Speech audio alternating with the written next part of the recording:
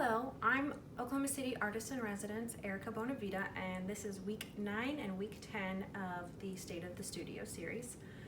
So this past week actually 2 weeks, I've been really busy. I've expanded the current collection that I'm working on that includes mostly birds and flowers, and I've been working a lot on more commission work. I've had a few different requests for particular types of birds and even a specific bird from a photograph, and they've been really fun to work on because you really get to explore the personality of the birds that you are portraying, and I thought that was really fun to do.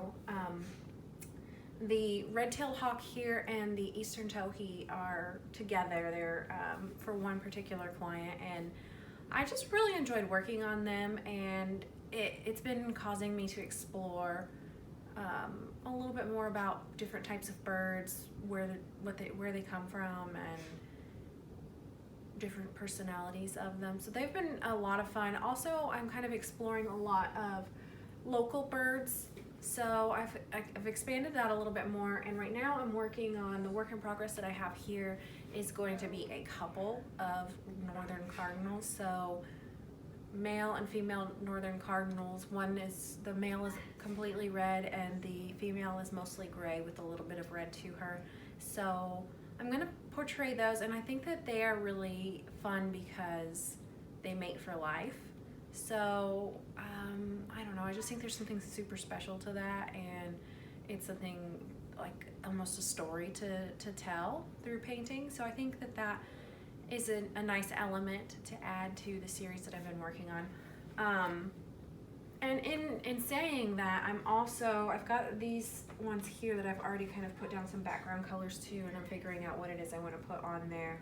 Sometimes I lay out the background first and get an idea for atmosphere before I move forward with planning either the flowers or the birds that will go on there. And also I'm planning on continuing with the wood panel series, and to date everything that I've put on the wood panels has been figure or portrait, and I'm really trying to think about what way can I choose to transition the body of work that I had been doing to this body of work as well, so that there's a connection there.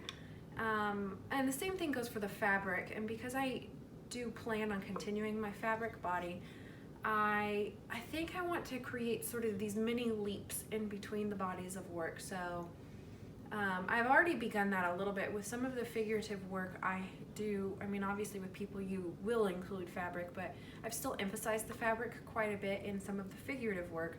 And as I move through to try to include the birds and the flowers, I'd like to either include a figure or the fabric in some way, so that there's not this, disconnect between the types of work that I'm doing. So it's something that's a focus right now, is creating that transition. So I've also been playing a ton with florals, and these are the loosest of the work that I've done so far, and I really like that with flowers you can be a little bit ambiguous, and it could be any number of flowers depending on how much detail you put into it. And I think that that's kind of nice because it leaves the interpretation up to the viewer, so that it can be something that maybe they relate to personally. Maybe it's a flower that they see quite a bit, and I like that kind of leaves that a bit more open for them.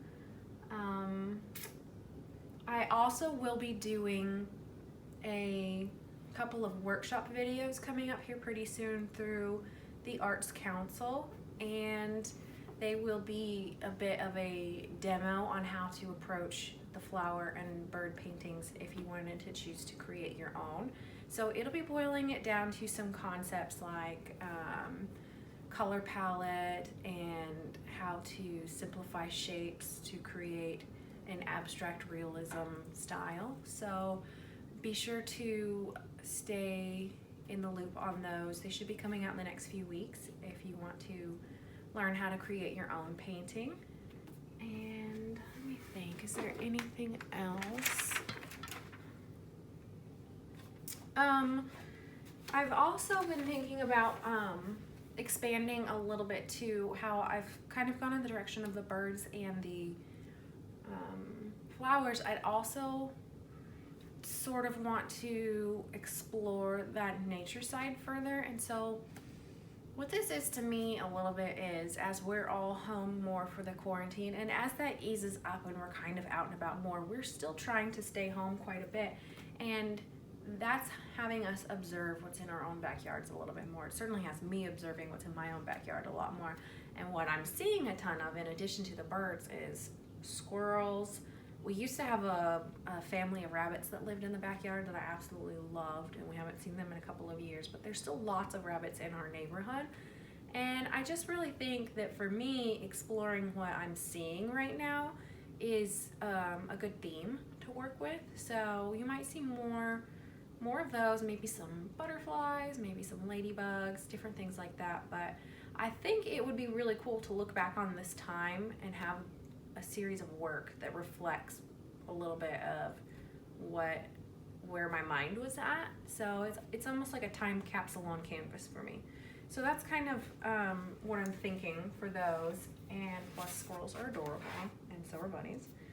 And then finally, this is my last month of my residency. So I will only be the Oklahoma City Artist in Residence through the end of June.